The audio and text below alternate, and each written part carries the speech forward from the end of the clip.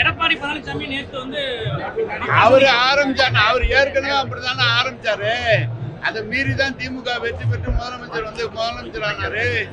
நாங்க அவர் இப்பதான் ஆரம்பிக்கிறார். நாங்க ஒரு 2-3 மாசமாக முதலமைச்சர் வேலை பார்த்துட்டு தாங்க.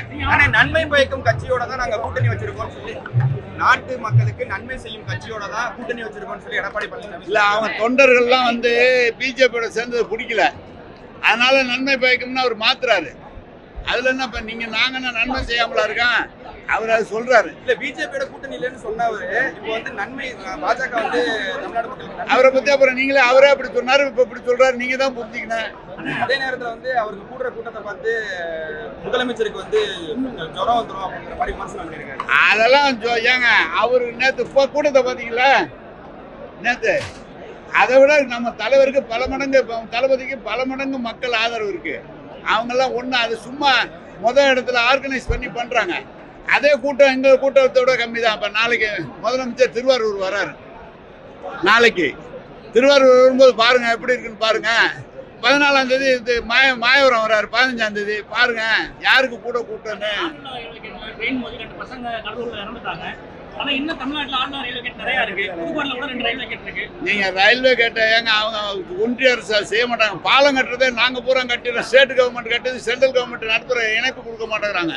அப்படிதான் பண்ணிட்டு இருக்காங்க. நம்ம இடம் கையை பிடிச்சு கொடுக்க மாட்டேங்கிறோம்னு சொல்லி அவங்க சொல்றாங்களா? அதெல்லாம் ஒண்ணும் இல்லை. எல்லா இடத்துலயும் லேண்ட் அக்விசிஷன்றது நீதிமன்றத்துக்கு போயிடுறாங்க. உடனே நீதிமன்ற தீர்ப்பு வந்த உடனே தானே லேண்ட் அக்விசிஷன் பண்ணி கொடுக்க முடியும்.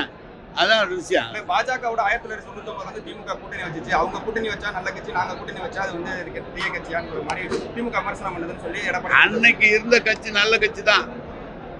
இன்னைக்கு இருக்கிற கட்சி நல்ல கட்சி இல்லதான். அது என்ன காரணம்னு வெளிப்படையா உங்களுக்கே தெரியும். அது நான் சொன்னா அப்ப பிஜேபி நல்லது சொல்லிச்சுன்னு என்கிட்ட சொல்லுவீங்க. தமிழ்நாடு எவ்வளவு தூரம் நமக்கு வந்து நல்லா சிறப்பா இருக்குங்க. நல்லா சிறப்பா இருக்கு. எல்லா இடத்துலயும் பெரிய அளவுல உறுப்பினர்கள் ஆகிட்டாங்க. மக்களே வந்து சேர்றாங்க, கண்ணிச்சா வந்து சேர்றாங்க. ரொம்ப பிரியமா இருக்காங்க. நல்லபடியா சேர்ந்துருக்க. ஒவ்வொரு இதுல வந்து சர்வர் சரியா வேலை செய்யற இடத்துலாம் கிட்டத்தட்ட 30,000 பேர் சேர்த்துட்டாங்க. சர்வர் வேலை செய்யறோம். சர்வர் வேலை செய்யாத இடத்துல தான் கொஞ்சம் டிலே ஆயிருக்கு. ஆனா மிக சிறப்பா இருக்கு. தமிழக வெற்றி கழகமும் வந்து தொடர்ச்சியா வந்து உறுப்பினர் சேர்க்கையை தீவிரப்படுத்திருக்காங்க. அதை எப்படி நான் பாக்குறீங்க சார்? தேர்தலில் அவங்க செய்வாங்க சார். நாங்க தான் ஜெயிப்போம் சார். நடிகர் விஜய் நமக்கு வாய்ப்பு ஏற்படுத்துவாரா? அதெல்லாம் ஒண்ணு, நாங்க தான் ஜெயிப்போம். செய்திகளை உடனுக்குடனும் துல்லியமாகவும் தெரிந்து கொள்ள சப்ஸ்கிரைப் பண்ணுங்க.